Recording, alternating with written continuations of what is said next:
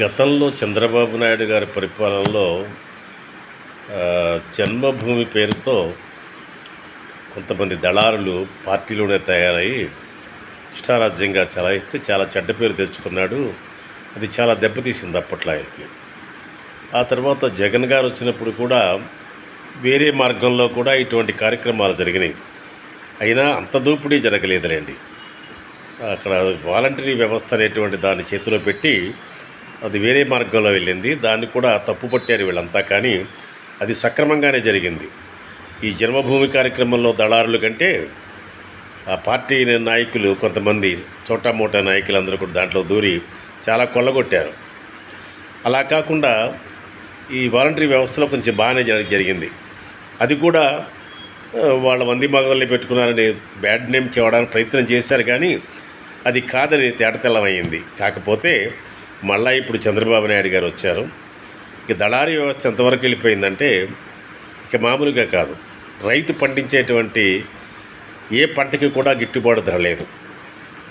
దానికి మద్దతు ధర అనేటువంటిది లేదు. జగన్ గారి హయాంలో 3,000 కోట్ల రూపాయలు 30,000 కోట్ల రూపాయలు ఆయన పెట్టాడు. ఆ స్థిరీకరణ కోసం ప్రయత్నం చేశాడు, కానీ ఇప్పుడు ఆ పరిస్థితులు లేవు. అసలు ముడ్డు కడుక్కోవడానికి నీళ్ళు ఎక్కువయ్యేటువంటి పరిస్థితులు, దానికి పెట్టుబడి లేని పరిస్థితి మనకు ఉందని చెప్పి చంద్రబాబు నాయుడు గారు చెబుతున్నారు కదా. అది కష్టమే, ఎవరి బాధ వాళ్ళు పడాల్సిందే. మరి ప్రభుత్వాలు ఎందుకో మాకు అర్థం కావటంలే. ఇక రెండో విషయం, ధరలు ఏ రకంగా కొనబోతే కురివి అమ్మబోతే అడివి కింద తయారైంది. రైతుల పరిస్థితి అలా ఉంది, వినియోగదారు పరిస్థితి దారుణంగా ఉంది. దాన్ని నియంత్రించేటువంటి శక్తి సామర్థ్యం లేదు. ఎందుకంటే దళారుల చేతుల్లో వేరే రూపంలో వెళ్ళిపోతుంది ఈ ప్రభుత్వంలో. వాళ్ళని పోషించి వాళ్ళని ముందుకు నడిపిస్తేనే ఈ వ్యవస్థ నడుస్తుందనేటువంటి ఉద్దేశంతోనేమో వాళ్ళని పోషిస్తూ ఉన్నారు. దాని జోలికి మాత్రం పోవడం లేదు. ఇక రెండవది, ఆఖరికి ఇది ఎక్కడికి వెళ్ళిందంటే ఆరోగ్యశ్రీ పథకాన్ని ఎంత నీరసింపజేశారో అర్థమైంది. ఇటీవల కాలంలో డబ్బు కట్టక వాళ్ళు స్ట్రైక్ చేశారు. ఆసుపత్రి యాజమాన్యాలన్నీ కూడా ఏదో కొద్దిగా రిలీజ్ చేశాడు, మళ్ళీ మొదలుపెట్టారు. ఈ డబ్బు రావాలంటే ఎలాగనేటువంటిది దానికి కూడా దళారుల్ని తయారు చేశారు. ఎవడో తయారు చేస్తే పర్లేదండి, దరిద్రంగా ఉందండి ఇది. బసవతారకం దానికి తయారు చేసుకుని ఆయన హాయిగా తీసుకున్నాడు దొడ్డిదారిని. అదే మాదిరి అక్కడే దళారులు తయారయ్యి అందరికి ఇప్పించడం. మరి ఎలాగండి ఇది? డబ్బులు శాంక్షన్ అవ్వాలంటే దళారులు వ్యవహారం చేయాలా? ఇదా పరిస్థితి? ఏమైపోతుంది అసలు విద్య వైద్యం అనేటువంటిది ప్రభుత్వం కనుసన్నల్లో జరగాల్సిందే. ప్రైవేటు కాలేజీలు కానీ విద్యా వ్యవస్థలో స్కూళ్ళు కానీ ఉండడానికి వీల్లేదు.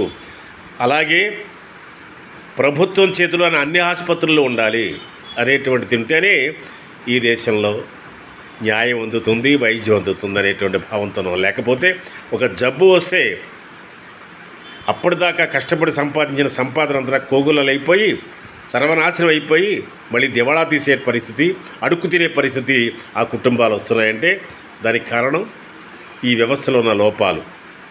ఇప్పటికీ ఇంకా చంద్రబాబు నాయుడు గారు విద్యా వ్యవస్థని, ఆరోగ్య వ్యవస్థని కూడా ప్రైవేటీకరణ ఇంకా చేయడానికే ప్రయత్నం చేస్తున్నారంటే ఎక్కడ తీసుకెళ్తుంది? పెట్టుబడిదారీ వ్యవస్థని నెలకొల్పడమా?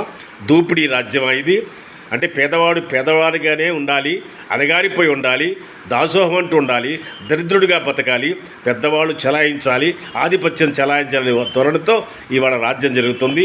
దీనికి ఎక్కడోకక్కడ ఫుల్ స్టాప్ పెట్టకపోతే ఈ దేశానికి మోక్షం లేదు. ఇది సరైన రీతిలో ఆలోచించినంత వరకు ప్రజలకు కూడా మోక్షం లేదు. ఆలోచించండి. ఇదే పార్టీలు కాదు, గట్టిగా మాట్లాడుతుంటే పార్టీల రూపంలో అంటగడుతున్నారు మాకు. నేను పార్టీ వాడిని, ఏ పార్టీకి సంబంధించిన ఉన్న యథార్థాలు మాత్రం మాట్లాడుతున్నాను. అది జగన్ వారి ప్రభుత్వంలో అయితే ఇప్పుడు అదే మాట్లాడుతున్నాను నేను. ఇష్యూ బేసిస్ మీద మాట్లాడాలి. దీనికి సబ్జెక్టు తెలియని వాళ్ళు, వ్యవహారం తెలియని వాళ్ళు, సామాజిక జ్ఞానం లేనటువంటి వాళ్ళు మేము ఏదైనా మాట్లాడుతుంటే ఒకటే, ఏదో పేటీఎం అన్నారా మా అల్లో ఏమిటో నాకు తెలియదు, కానీ ఉన్మాదుల్లాగా బూతులు. అరే మాడభూష శ్రీధర్ని తిరుగుతున్నారు, రాజ్యాంగ నిపుణుడు ఆయన, న్యాయ కోవిదుడు ఆయన తిరుగుతున్నారు, మంచి విశ్లేషకుడు గొప్ప మేధావి నాగేశ్వర గారిని తిరుగుతున్నారు. నన్నైతే మామూలుగా కాదులేండి. నన్ను ఎలాగైతే తిట్టారో అదే భాషలో ఆయన్ని కూడా తిడుతున్నారంటే ఎంత వెధవన్నరి వెధవలు ఈ దేశంలో ఉన్నారో, ఎలా ఉపయోగించుకుంటుందో ప్రభుత్వ యంత్రాంగం, లేకపోతే రాజ్యం వెళ్తున్నటువంటి నాయకులు ఉపయోగించుకుంటున్నారో అర్థం కావటం లేదు. వాళ్ళని కంట్రోల్ చేయకపోతే కష్టం అండి. కంట్రోల్ ఎక్కడ చేస్తారు మీరు? గంజాయి బాగా దొరుకుతుంది, ఆ గంజాయి పట్టిస్తున్నారు. మందు బాగా దొరుకుతుంది, అది బాగా పట్టిస్తున్నారు. బెల్ట్ షాపులకు అంతలేదు. చెప్పిన మాటలు చేసిన చేతలకు తేడా ఉంది. అరాచక వైపు వెళ్తుంది ఈ రాజ్యం. ముఖ్యంగా డీజీపీ నిమ్మక నీరెత్తినట్టు ఏదో మన్ను తిన్న పాములాగా కూర్చుంటున్నాడు ఆయన. ఏ వ్యవస్థ కూడా సక్రమంగా లేదు. It is the definite fault or fault administration so far as DGP is concern. Law and order is utterly failed. ఇక హోమ్ మినిస్టర్ ఆవిడ మాత్రం ఏం చేస్తుందండి? It is in the hands of chief minister only. ఇక ఎవరైతే పర్ఫెక్ట్గా ఉంటారో వాళ్ళందరూ చేతుల్లో పెట్టుకుని చేస్తున్నారు. సరైనటువంటి చట్టం ఉన్నటువంటి పోలీస్ ఆఫీసర్లకి మాత్రం, నిజాయితీగా ఉన్న పోలీస్ ఆఫీసర్లు పోస్టింగ్లే లేవు. ఇది దుస్థితి. ఈ దుస్థితి మీద పోరాటాలు చేయాలి తప్ప ఇక మార్గం లేదు.